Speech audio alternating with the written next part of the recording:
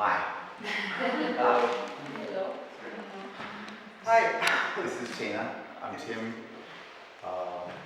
Thanks for inviting us all the way down here. It's a very long train ride from Linz. But it's really nice to be here again. We brought the rain with us yesterday. We had rain the whole way down on the train. It's great. Yeah, I mean, we find it really interesting, the whole thing you're talking about. I mean, our context is not necessarily being educators well, I mean, we do facilitate workshops and we do talk and work with people a lot, and it's a lot of co-creation going on. Nevertheless, I mean, this sort of very direct but constant interaction with pupils or students is not what we do. Tim a bit more than I'm probably just much more into playing myself. I probably wouldn't have got, whatever. I mean, we thought we very briefly going to be talking about Time's Up and then lead you through a few ideas about futures, because that's what we are, at least over the last couple of years, are very much involved in, and how we approach futures, and maybe that's also something what somehow can help them tomorrow, or help by just sort of, I don't know, do a few infusions or whatever. So yeah, Time's Up. We're not Time's Up. Time's Up is a much bigger group. We're just two people who've been doing it for a long time. Time's Up existed since 1996. We came together as a quick project for a year and kept on going, which is always lovely. We're very interested in everything, which is difficult and dangerous, but sort of technology and hapticness, like getting outside of the virtual and being very physical. We're interested in environmental and social issues and the way these all play together.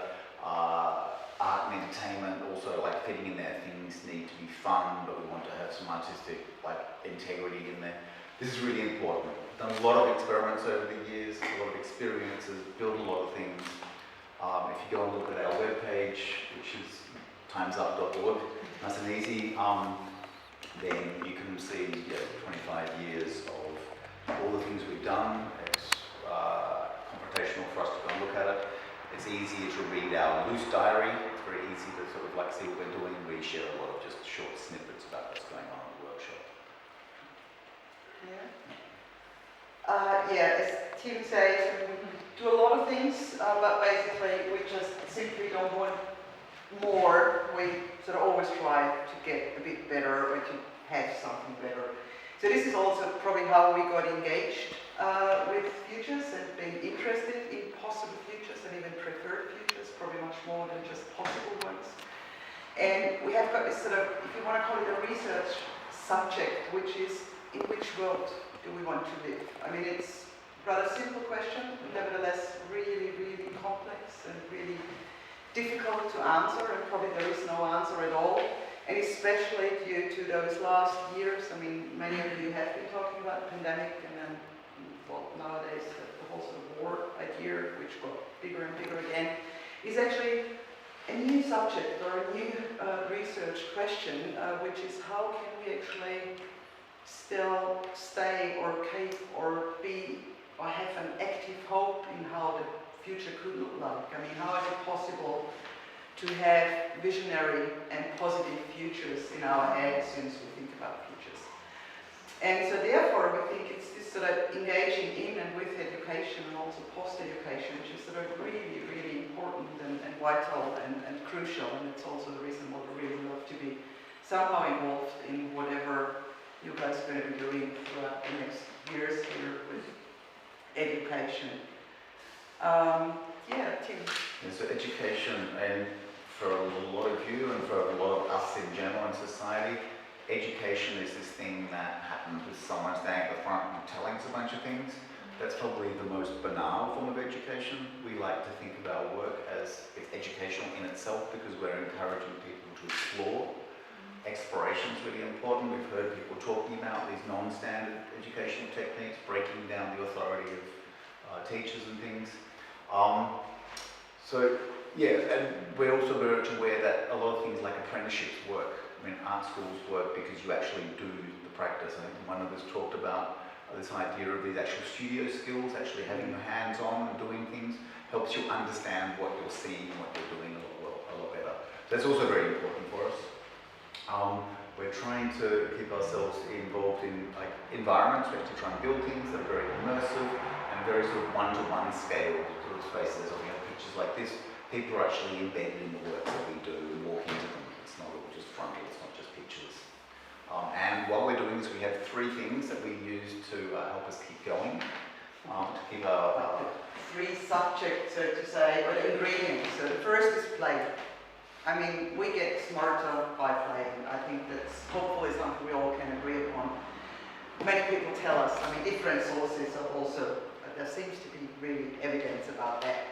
And it is a form of learning, playing, and it's probably the most fundamental thing we just should have in life. And it's because playing is not about life or death. I mean, we always can sort of explore. It's a lot about exploration and experimentation. So we, well, most of the time at least, not dying while we play.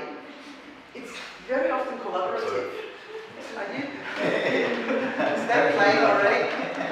And it's very often, it's collaborative. I mean, we need others to come into some direction or maybe get some results or some, not necessarily, I don't even call it solutions, but at least to have some successes or feel comfortable while playing. And it's very often open-ended, so we don't know exactly where we're going to be going to at the beginning. I mean, certainly we have got certain rules, sets of rules, but nevertheless we always can expand them. So play is really a very, very important ingredient as soon as we start working together and also start working with others. I know you have got many more things to say about play, but I mean, blah. Second one are narratives. Do you want to talk about narratives or? Yeah, so now one of the things that we have to explain the way the world works to each other are the stories about the world. So whether it's religious stories or physical stories, all sorts of things, there's stories to explain to each other and to ourselves how the world works. Simon Orsitz, who's a poet, likes to say there is no truth, there are only stories. That sounded a lot nicer, more interesting before the post-truth era that we landed up in, but it's still to a very strong extent true. We understand the world and our place in the world and each other's place in the world through story. We've also got a lot of things that, even though religion and our sort of histories, our legends talk about the ways of understanding the world based on human interpretations of their stories. Even physics talks about particles wanting to do something as if they had like intention, which of course is nonsense, but it's a very good way of thinking about the world. Well, last but not least, futures is the third ingredient, which we are using as soon as we're talking about immersive environments and explorative spaces. This is where we are going to be going into a bit deeper, and it is especially about this sort of experiencing possible futures, because I mean we all have got all the numbers and facts about the future and how dark it's going to be, but those numbers and facts, or only numbers and facts, are somehow numbing us. I mean, climate crisis is happening somewhere, but as long as it doesn't really hit us in person, then we just sort of get a bit, not necessarily bored, but numbed by it. So, but yeah. So we try and bring these futures into like things that actually mean something to us. So through play and through stories that mean something. There's a word in German which is called verzinnen, which you don't know whether it really exists. It comes from the idea of building a room, and to take an idea and to verzimmer it is to create a physical instantiation of that room. Very much like the idea we were talking about transmedia narratives, of creating an entire world around some ideas and stories. So in a physical space, we talk about this as verzimmern, and a lot of our work is about verzimmering possible futures and other ideas.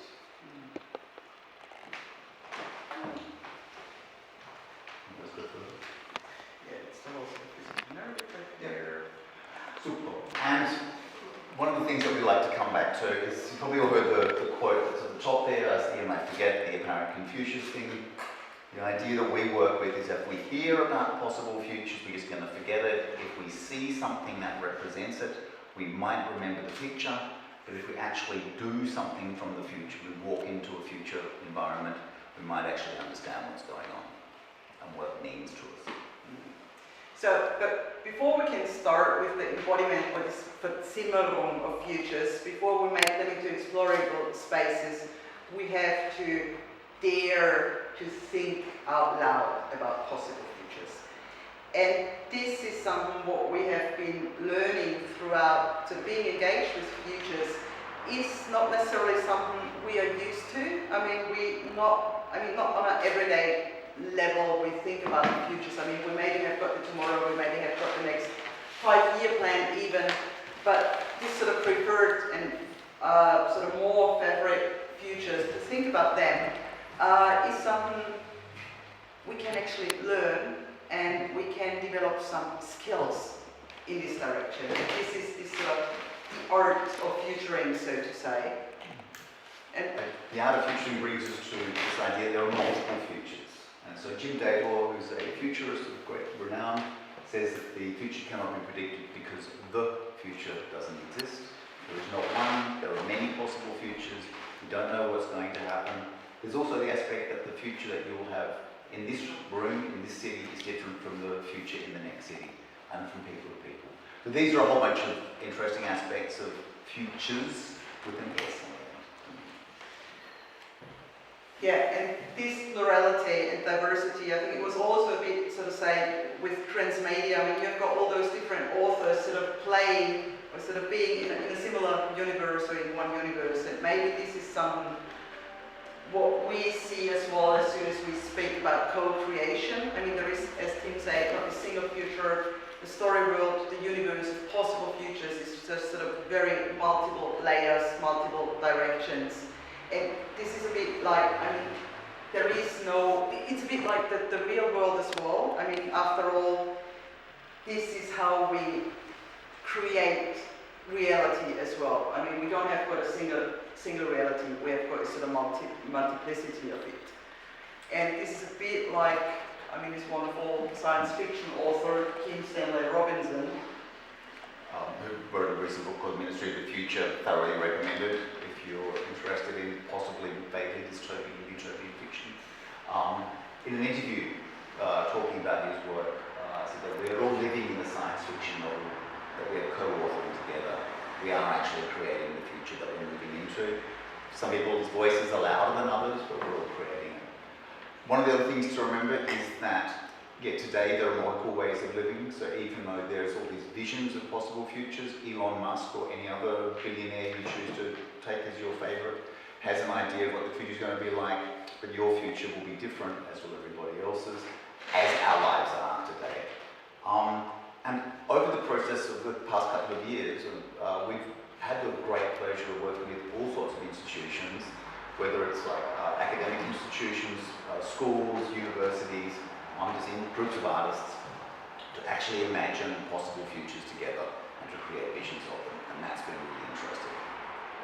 Yeah, so I think what we really learned is we need to converse, we need to talk to each other, and this is something what we can do best by discussing and sort of processing possible futures in group-based co-creation.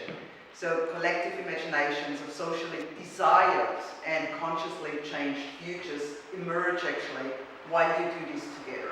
It's really something what is growing and emerging.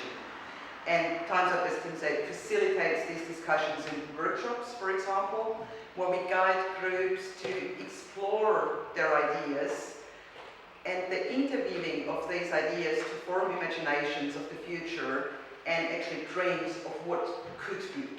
And by supporting dreams, we realize we begin to remove fears, because fears very often and much easier and great than these sort of monolithic ideas about the vision, the future.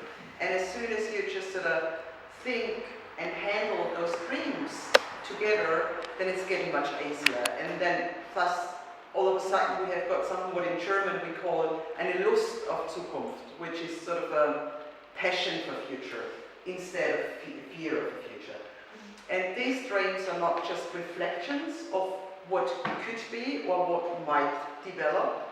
It's also about those things which are still haven't been thought yet, about those things what are these streams, what is explicitly not in our head so far.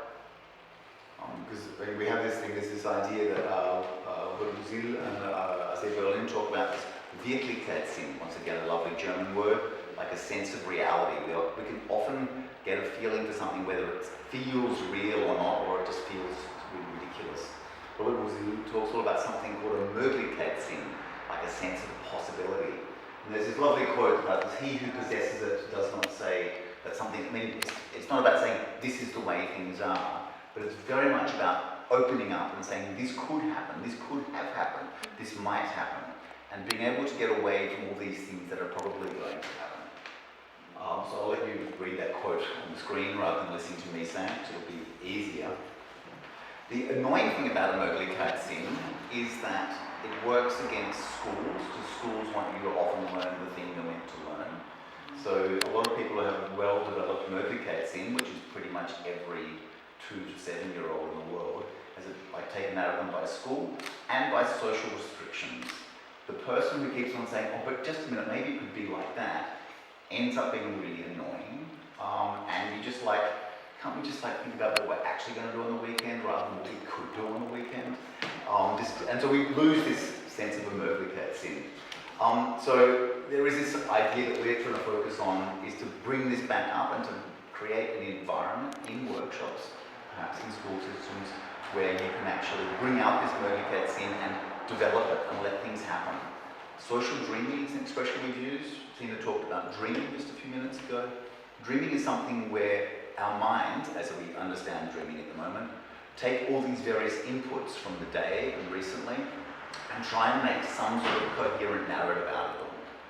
And we think of social dreaming as this process of bringing people together to share their fragments of possible futures, the things that they're dreaming about themselves, their wishes, their desires, and to have a process of trying to create a cohesive vision or vision fragment out of that in a workshop.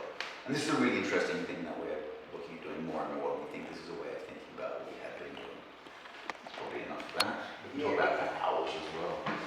Yeah, because again, it's sort of coming back to this, because this sort of social dreaming, visions, whatever, it always ends up, or hopefully it ends up with surprises. I mean, the people sort of participating in those workshops, maybe walking out one of those workshops or developing scenarios of possibilities of the future, which are surprising for everybody in the room. And I think this is where, sort of circle again, we want better is sort of getting a full circle here. And it is in groups, it is the social dreaming, and it's just not about more of the same. It's really just not one dystopia or one of the other utopia. It's the surprises. And I think this is a bit where Turn comes in, which is the project we are working on since several years. Still, I don't know whether we should keep talking about it, because I mean it's already very late. It's really up to you. Do you want to ask questions? Do you want to hear about Turn? Shall we only have the newspaper is very nice, so. Yeah, the newspaper is probably an overarching sort of trying to explain what Turn would be about. But this is only one media which we used. It's one channel. I mean, the more important part probably is there is a bit of a video here. It is as soon as the visitor arrives in Turn, because that's an experiential future. You really walk in there. You see this space that feels really quite normal, but it's also slightly abnormal. Things are a bit different about it. It feels very, it's very physical. It's the scale it would be at. Everything that you're running into is public space. Thank you. How we can and the idea is that you can sort of follow your own nose, you can follow your own intuition, your interests, and you look at one thing, you get lost in some more details, you go somewhere else and you find some complementary details, maybe it raises more questions. As you move from space to space within Turn, you find out more and more about what's going on in the world, you encounter characters, you hear stories, you run across the newspaper, you hear some people speaking, you find some graffiti on the wall, and these are all part of the world. One of the other things that's important about Turn is we're trying to keep it in a, it's one of those things that's really real. We come here as people who live in Austria and we feel very at home because the architecture here comes from like 1900, as it does in Austria, and because it was all part of the same space, and architecture doesn't change that fast. In 40 years' time, the architecture is going to look mostly the same. It's not going to be all glistening white skyscrapers. We're going to have something that's quite familiar. This is very much part of what we do. We create spaces that feel familiar, but then have this infusion of possible futures in them. And a newspaper is a part of that as well. A newspaper is something that we all know how to use. We don't need any electronic devices for it. This is a dual language newspaper, German and English. We can read it, it's got horoscopes in it, it's got a crossword puzzle, it's got obituaries, it's got a culture section, it's got a sports section. And all these things are talking about the world in a way that makes sense to us. Just try to find a few more images here. Similarly, about talking about these futuring exercises, these workshops we make, certainly could talk like years or probably at least days about Turton. We're going to be here tomorrow and hopefully also next year. There are videos online. You can find out really lots about Turton. I don't know, is there something very, very still missing what we wanted to say while we are sitting here? Or is it, yeah, I think there is something we want to say at the very end. Again, from Jim Dater, the person also saying there would have been a single future. It is the humor. It really is sort of being even ridiculous as soon as you think out loud about the future. This is what we sort of try to have a bit as a even principle or rule as soon as we add on to Turton or the next pathways or avenues. And this is very important because that really also goes to people. I mean, humor is something we apparently, or most of us, can agree upon. And it enjoys, it helps lighten things up. And perhaps to finish off completely, we will come back, because we're talking about hope and these positive visions that we like to bring in. Turton and other things are doing that. I'd like to finish off with a quick quote from Donella Meadows, a system scientist that some of you might have come across. No matter what's going on, there's too much bad news just to give up, but there's too much good news to justify despair. So hope that you're with your work and us working with you the next while can help us find positive, interesting, hopeful ways of working with students and going into the future. Probably enough of us. Yeah. Let's go to questions. Thank you. Why don't you have German accents? I have a very strong German accent. No, you don't. I can do the German accent. I grew up in Australia. Sorry? I grew up in Australia. Yes. And I'm working with him since 26 years, and probably that's where I keep my awful accent. I've learned to not speak like an Australian because you won't understand me if I speak like an Australian. But it's a mixture of It is still. European. It's a flattened Australian. We are very glad that this happened. Australians actually ask me, where are you from? We're just around the corner. No, you're not. You're not from around here. You're from Europe.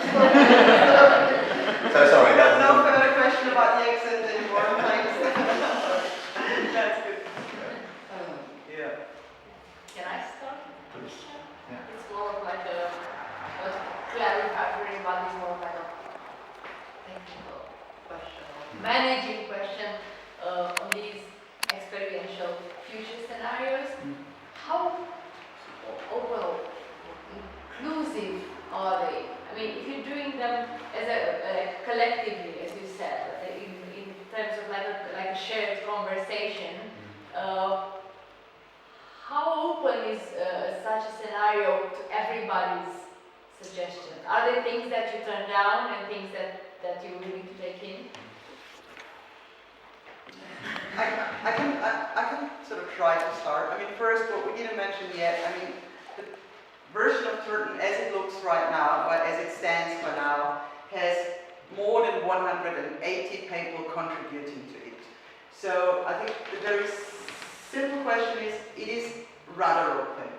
Certainly it's not completely open, it's a bit like, again, here with the universe, we like to talk about a story world or a scenario, and at some point, probably already 5 or 6 years ago, we did some sort of scaffolding of a story world. It was like, it is playing in 2047, we have got dystopic parts in there. I mean, all the ecological aspects of the future are really dark and dire. Nevertheless, we have got this utopian part in it where a civil society started rather late though, but nevertheless started to act in solidarity. So this is probably a very rough frame Turton has, and certainly if we have got very, very strong contradictions, like if we say we don't have got any fossil fuels anymore, 2047, and then all of a sudden we have got somebody contributing an acoustic piece which is sort of only made by plane engines as we know them in the very moment, then it doesn't work anymore because it's too there's too much friction. But yeah, apart from that, I think it's rather open, and it's always nice because you also can have slight contradiction, because again, this is the like reality, or this is a bit like as we have it now. So we've talked in various parts of story world building, we've had like the diesel pirates, or the diesel punks, like the underground people who've like got a storage of diesel. We've got one character who's got an old Volvo that they sort of keep in their garage, and they somehow manage to get enough biofuel to go for a drive once a year or something. And there's a flirtatious sort of chat about the Volvo. Exactly, that joke's not meant to happen. And it's, yeah, sorry. On the other hand, in workshops, which is probably maybe more what you were aiming at, was another whole part of that, is this idea there's almost nothing that we don't allow people to speak about. We suggest, though, that when you're developing a scenario, that you keep away from things that sort of break our understanding of physics, or just things that are ridiculous. Like, I don't know, if you get aliens who visit, then all of a sudden it makes the world so totally incompatible with our understanding of the world that we can't do anything interesting with that story anymore. If you've got infinite energy out of a box this big in everybody's home, then it breaks our understanding of how we deal with energy and what that actually means. And so you don't get an interesting scenario or story world emerging out of that. That said, people still do this in workshops and they get fun and interesting things. It depends on what you're aiming at in a workshop and what sort of bits you're aiming at. Yeah. So is that vaguely? One small addition to your question, because, and yes, there is a lot of conversation, there is a lot of talking. I mean, you could certainly always explain and talk, and it's balancing whatever can go in there and what maybe shouldn't. Yeah. Conversing is quite important. In some sense, we try and curate people to have really interesting conversations, and they come along to a workshop and they've had a great conversation all afternoon, and they go home again, and that's valuable. Food? It actually is. Thank you for morning. Ladies, you have slept so far. Thank you. And I have a little question. If you trust in horoscopes, because you said you include some horoscopes in the magazine, but I was thinking that the horoscopes are somehow deterministic thought, and I think you don't agree with this concept of fate and unique future. So you should have a horoscope. It's fine. I mean, that's what newspapers are having in the moment. It's probably going to be there in the future as well. One of the things about horoscopes that people say that they work so well is they're open to huge amounts of interpretation. And in workshops, one of the things we do is we ask people to interpret quite openly. And so one of the things that we'll often get them to do is when they're standing as a problem, get them to look at images that open up an idea, because they often like to break out that ideas. That's almost a randomness thing. The other thing about these horoscopes is I think this version of the horoscopes is the 12 permaculture principles. Yeah. It's in the first one. Is it this one or is it the other? But we use 12 other principles to write 12 horoscopes in years. Because there are already several editions of this one, follow up. It's a weekly magazine, weekly newspaper. But no, this one is not the. No. It's not the horoscope. No. Well, I just check out my sign and it's perfect. See, there you go. We do that. The future going to be bright for you. Okay.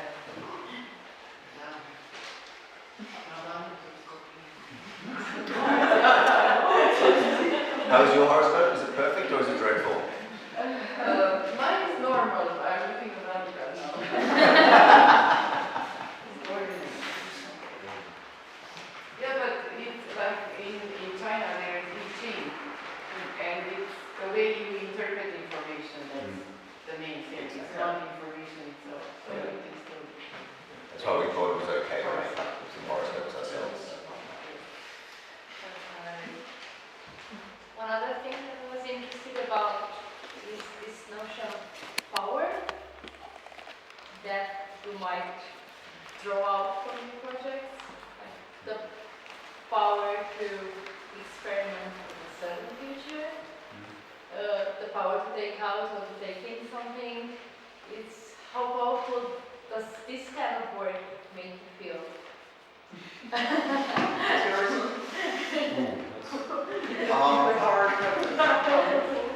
Yeah, Powerful as Well, yes, well, powerful. Yeah, powerful. It's powerful as in having control. yeah, as in having control. it's a very interesting one because one of the ways that we define a good idea when we've been working together for a long time, we know an idea is good if no one knows who had the idea. Yeah, and so this is something that we've gone and we've built things, not having thrown an idea backwards and forwards so many times that everybody has done something to it, and so the idea is new. So that's one of the aspects. Another aspect about control and power, that sort of thing, is if you have this desire to take on that idea and to be the one that's going to build the thing out of it. Because that's two parts. Together we create the world, but then not everybody can work on every part of the world, all the physical objects that we build, but to actually take on a certain sort of sense of responsibility for that piece and take that away. But that's more of a responsibility as opposed to power thing, but they're both about control in some sense. Yeah. Because you were asking about control and power over an audience or over within the group. Yeah, within the okay. group, with the work, with yeah. No, then I think it was. Thank you, Tim. A very good answer. Yeah, because we're not very good at saying that someone is a creative. What's the usual creative director? The artistic directors. Or something. It's just like Yeah, it just doesn't work for us. Yeah. A good idea usually has emerged from a number of people. They're just maybe one person who ends up writing it down. But it's been emerged, and that's an issue with academia and a whole bunch of other things as well.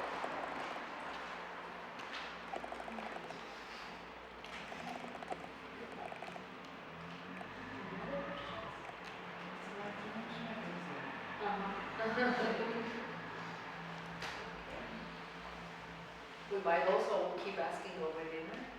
Exactly. Exactly. There'll be more oxygen and there'll be red wine. Yeah. Oh, what one? Okay. And whom of you we're going to be seeing tomorrow anyway? Yeah. So, most of you probably going to be, going to be charming in the afternoon, I think. So unless anybody has any objections, I Yeah, declare this. Still can throw us out. This lovely day over, and thank you. We still have time to going to the other place. Yes. Mhm. Excellent. Cool. It's been a pleasure, and hopefully we'll continue it tonight and tomorrow. Thank you, everybody. Thank you.